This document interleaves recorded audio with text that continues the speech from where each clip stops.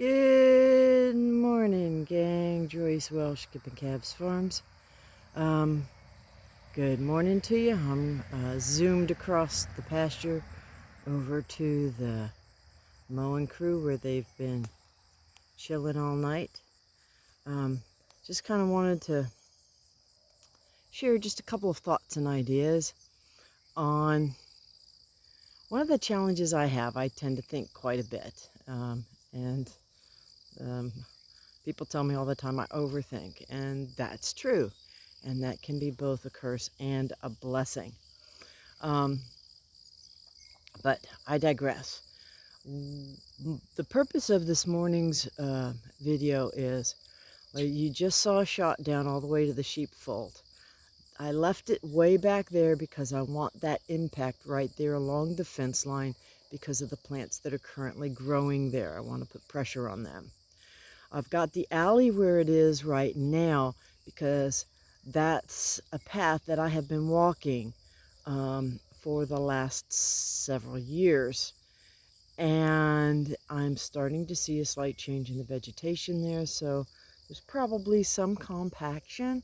So as they come back and forth, I want that energy to go into that particular path. Right here, bear with me here, right here is, think of it kind of like a gate or a staging zone. You know how there'll be an insert for a car to pull off the road before the gate is? Well, that's kind of what this little space is for me right now because, pardon the shade, because this is my main gate that I come in and out of the pasture from. And as you can see, there's already pressure from my feet. And this little area has not been grazed. And as you can see, it's been under some pressure. There is some clover down here, which kind of indicates compaction. So when I set up the lane, I put a little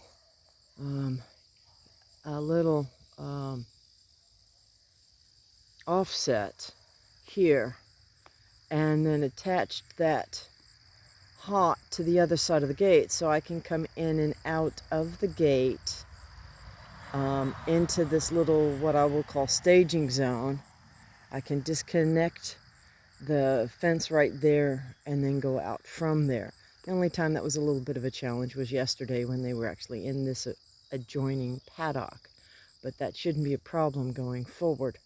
I also wanted to give you an opportunity to see in this kind of early morning light the difference between this small paddock, that was where we did the original King of the Hill, has just a little mound of dirt over some construction stuff they did a while back. But the mowing crew was in here about the better part of 12 hours yesterday.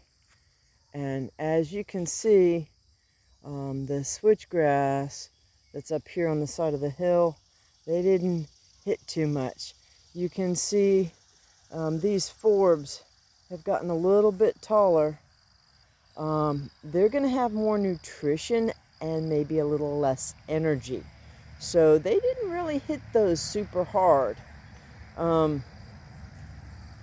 So in one respect, that tells me their nutrition is probably not too terribly bad. Or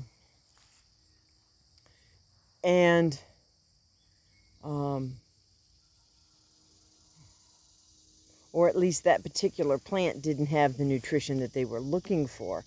They did hit the thorn bushes pretty good and the ragweed. Ragweed, if you'll want to double check me on that, but I think it's got some pretty good protein in it. And you can see the orchard grass that's been coming up this year, and looks like that's a little bit of Indian grass. Is doing got hit pretty good. And as you can see, in the early morning light, the sun's just coming up over the trees. You can see they hit that grass pretty good. They left some of the stems for the seeds, but there are no seeds left on any of those. Well, you can't even tell now that they're plantain because they hammered the plantain pretty good as well. The plantain here, let me show you that up close. Plantain is a plant that we can eat. See that horizontal? It's got 5 veins in it. Sometimes they're a little wider and longer. And then this is a little seed pod left from the plantain. When I first had this place, there was very little plantain here. It was in pretty bad shape, and over the years it has come in, and we've had a wet spring, so it has done well this year. But you can see just about everything has been eaten down. I've left about 6 to 8 to 10 inches residual in most of this paddock. And as you can see, there were areas like back here next to the excavation where there is bare ground and rock, and this is what my soil looked like. And of course it's still wet, so it's darker than normal. If it were dry, it would be a light, what I call strawberry blonde. But you can see what we're dealing with. There is no topsoil. Of course, this has been disturbed, so it wouldn't be topsoil anyway. So in all fairness, I need to express that. And there has not been weeds or grass over the top of this to create an A horizon over it. So this is the subsoil at the surface. You see rocks, you see gravel,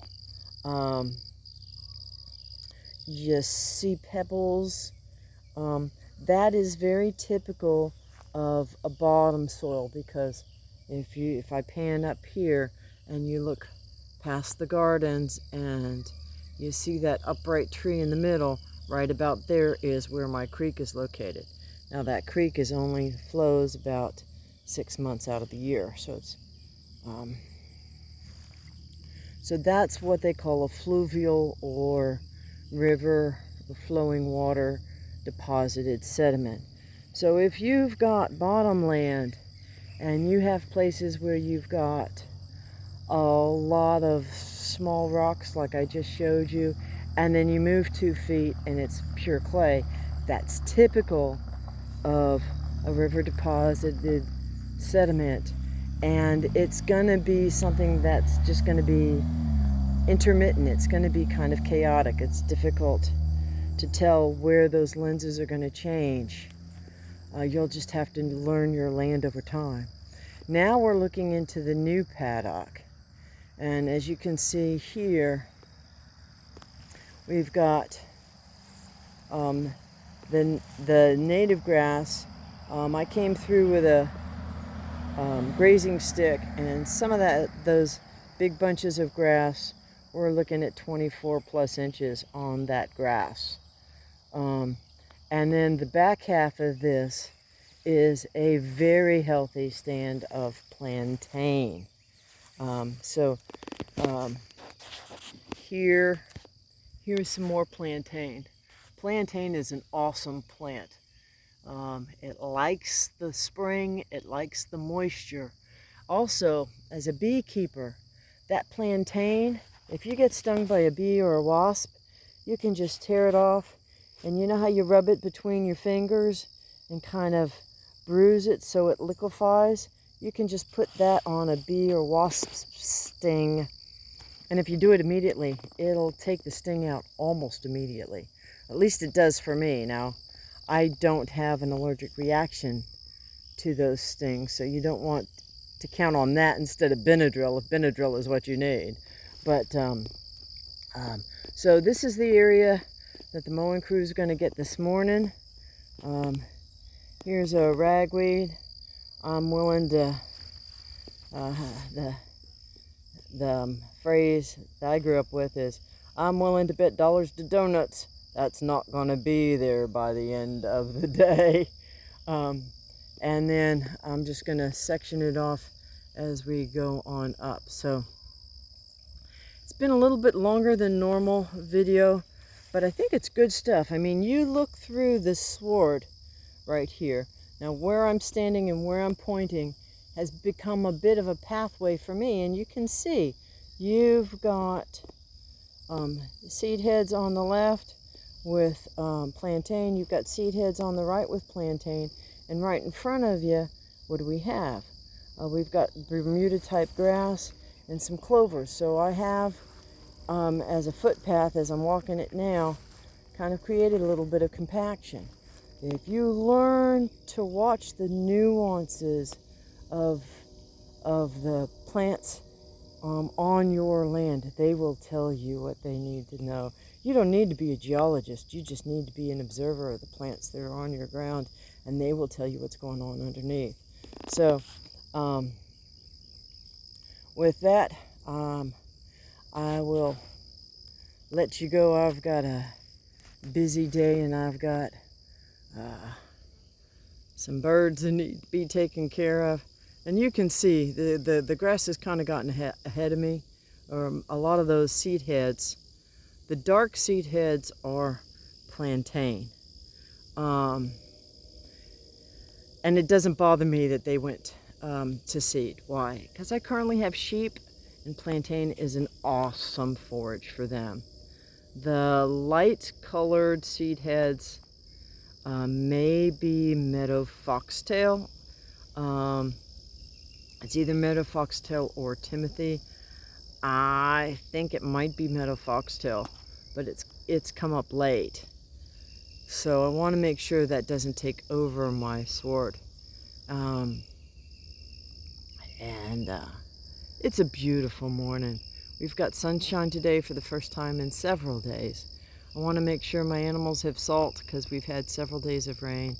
And so there's not going to be the mineralogy in the plants that there normally is. And I want to make sure that they get some salt in addition to the minerals. So with that, gang, not a bad view from the office window.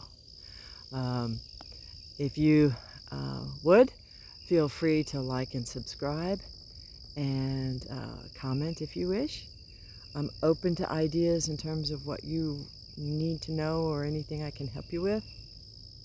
In the meantime, I wish you blessings for the day and just keep chasing the dream.